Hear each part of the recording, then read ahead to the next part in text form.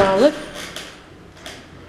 497 шаршы метр бұл жерде қосымша тағы екінші зал бар. Онда өрт сөндірушіге арналған өрт сөндіру щиті орналасқан. Ол щитті айыр, балта, күрек, лом, екшелегімен және өрт сөндіргіш баллоны мен құм салынған жәшігі бар орналасқан. Одан кейін біздің үлкен залымыз кіреберістегі ені 84 шаршы метр. Бұл жерде бізде еліміздің рәміздері 10 қабатта орналасқан. Еліміздің көк байрағы, одан кейін ел таңбасы, әнұранымен орналасқан, арнайы мемлекеттік қоршаумен қоршалған. Бұл жерде екі жылу жүйесіне арналған радиатор, бір терезе, екі люминесценттік лампа, бейне бақылау камерасы бар, дабыл қаққыш қойылған арнайы. Одан кейін бізде мынау күзет.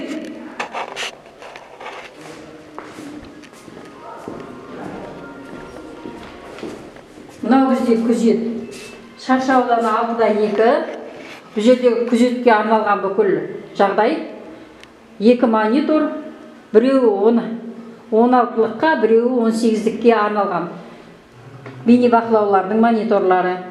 Мынау дыбыс шығарғыш, телефон арнайы, күзетшілердің отыратын столдары, киімілетін шкафы, тумбасы заттарын қоятын, және қабырғада өрт сөндіру жағдайына арналған хабарламалар ілініп тұрады.